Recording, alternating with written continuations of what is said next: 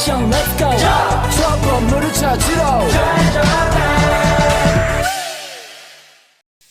Assalamualaikum warahmatullahi wabarakatuh. Perkenalkan, nama saya Sri Widiani dengan NIM akhir 052. Di sini kita akan belajar mengenai lapisan bumi. Nah, bumi merupakan tempat tinggal bagi manusia, hewan, dan tumbuhan. Allah menempatkan bumi sebagai planet ketiga dalam sistem tata surya. Bumi menjadi satu-satunya planet yang dapat dihuni oleh makhluk hidup. Nah, untuk bentuk dari bumi itu adalah bulat tetapi tidak sempurna.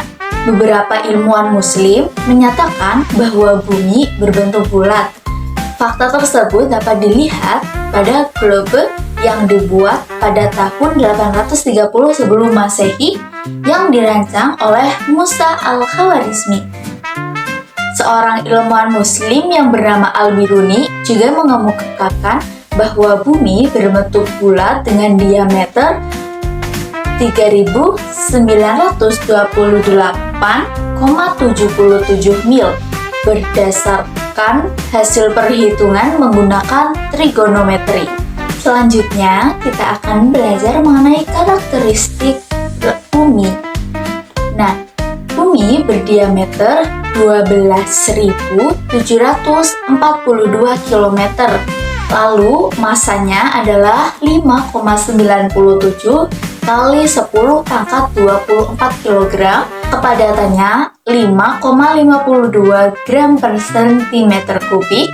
Gravitasinya 9,81 meter per sekon kuadrat.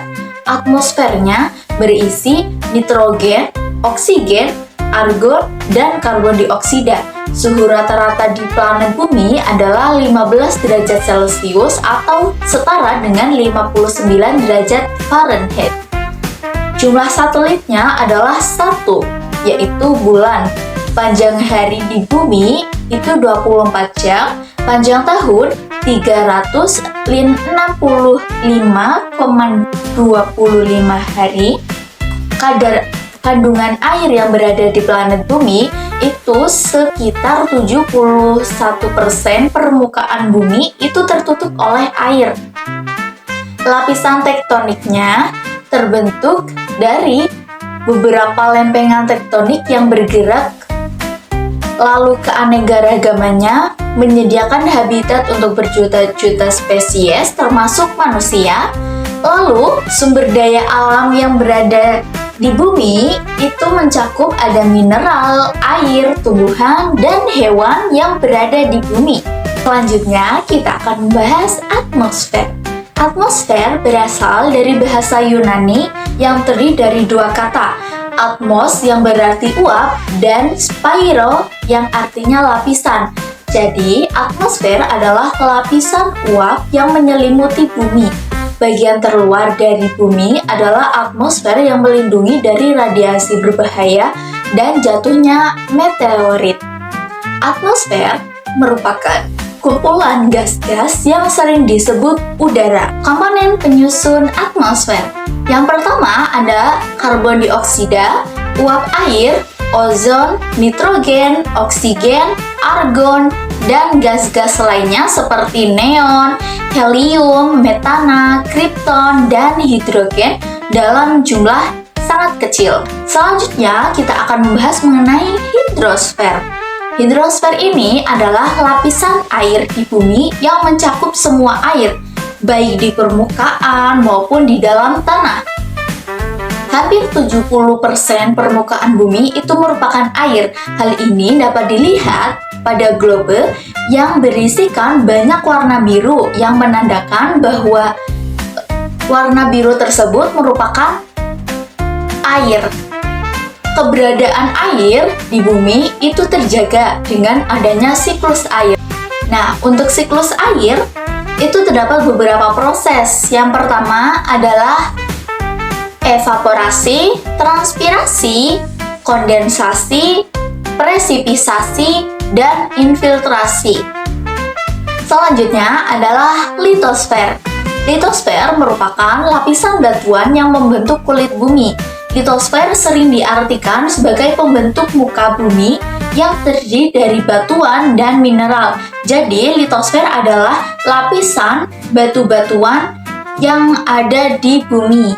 Terdapat beberapa jenis batuan. Yang pertama adalah batuan beku.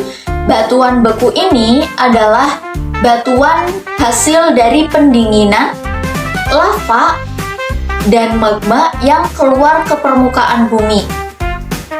Nah, pada batuan beku ini terdiri menjadi dua macam. Ada batuan intrusif dan ada batuan ekstrusif. Batuan intrusif adalah batuan yang terbentuk dari magma yang mendingin ketika keluar dari gunung berapi.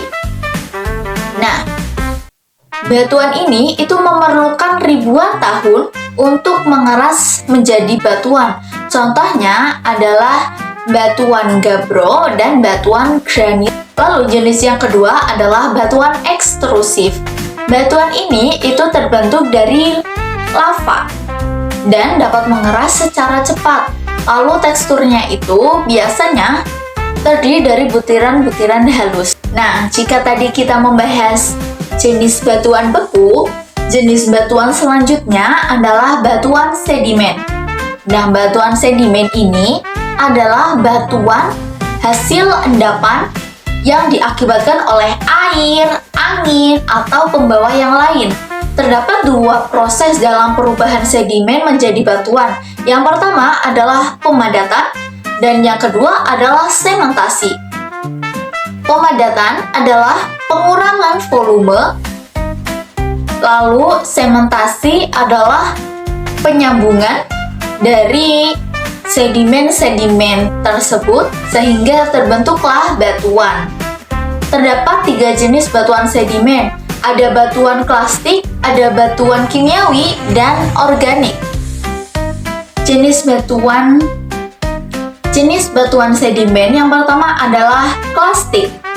Jenis batuan ini itu terbentuk dari hasil pemadatan dan sementasi secara alami. Jenis batuan sedimen kimiawi adalah jenis batuan sedimen yang berasal dari mineral-mineral yang terproses melalui pemadatan dan sementasi. Jenis batuan sedimen yang terakhir adalah organik. Nah, jenis batuan ini itu terdiri dari bahan-bahan yang dulunya itu pernah hidup. Contohnya ada kerang-kerangan laut yang setelah mengalami proses pemadatan dan sementasi itu berubah menjadi batuan kokui. Nah, jenis batuan sedimen yang ketiga adalah batuan metamorf. Batuan metamorf merupakan batuan beku atau batuan sedimen yang berubah bentuk karena suhu atau tekanan.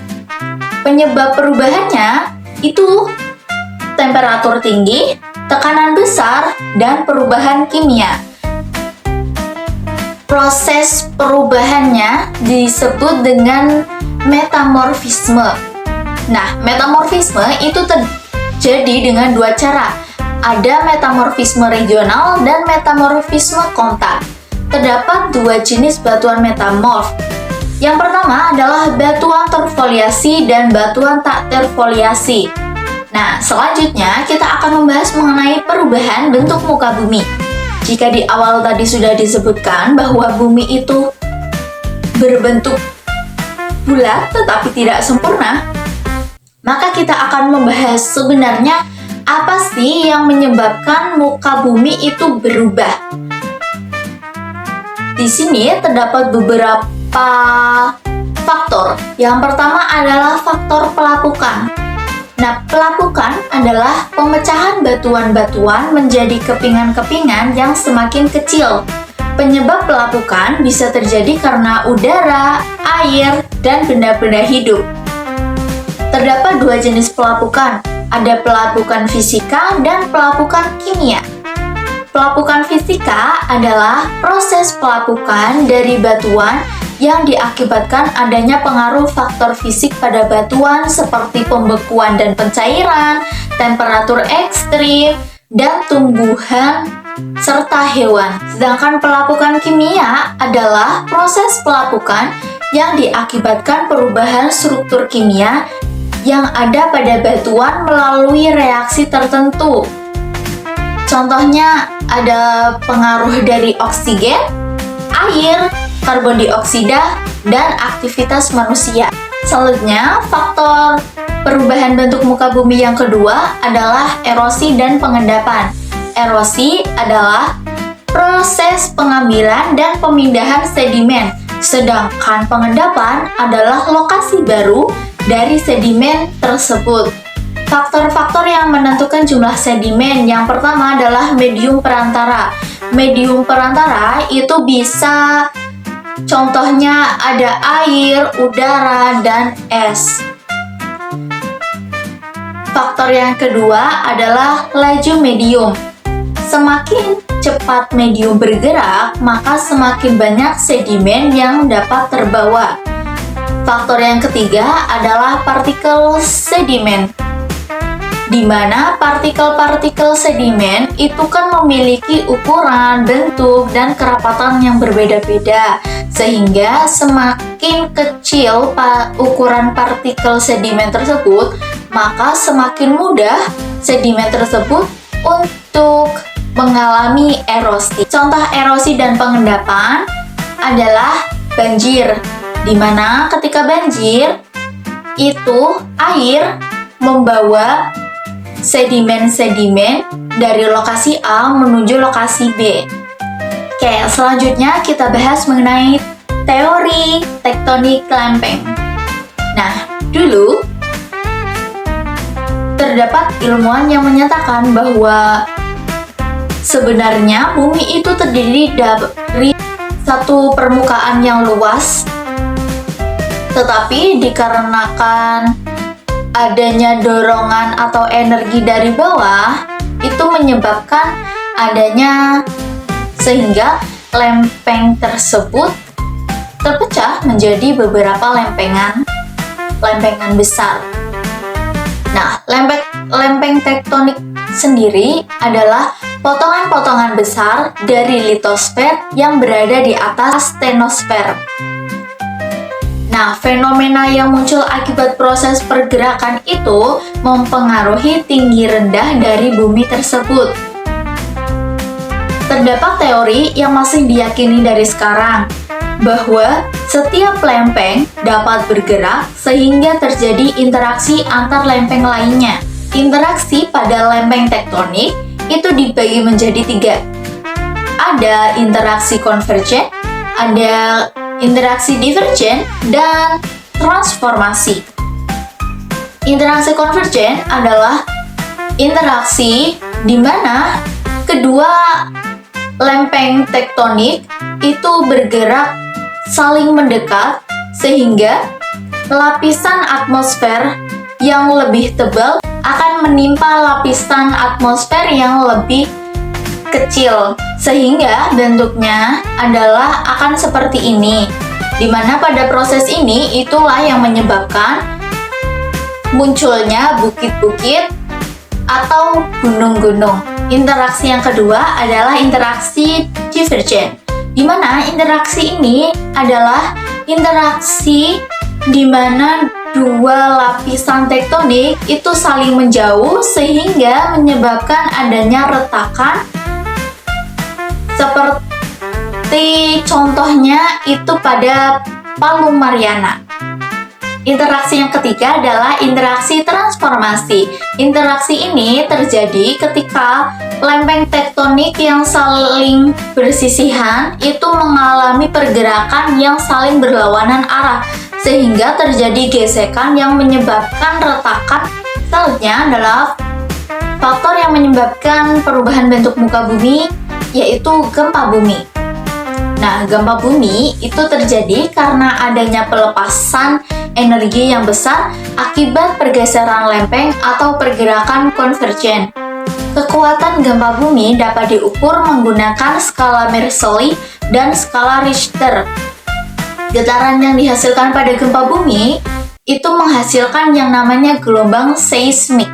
Gelombang seismik adalah gelombang yang bergerak ke segala arah dari titik sumber energi regangan yang dilepaskan. Semakin besar energi yang dibawa, semakin besar pula kekuatan gempa bumi. Gelombang seismik itu terdapat beberapa tipe. Ada tipe body wave dan tipe phase wave. Di mana pada tipe body wave itu terbagi menjadi dua, ada P wave atau primer, gelombang primer, dan S wave atau gelombang sekunder. Sedangkan pada tipe phase wave itu juga terbagi menjadi dua jenis.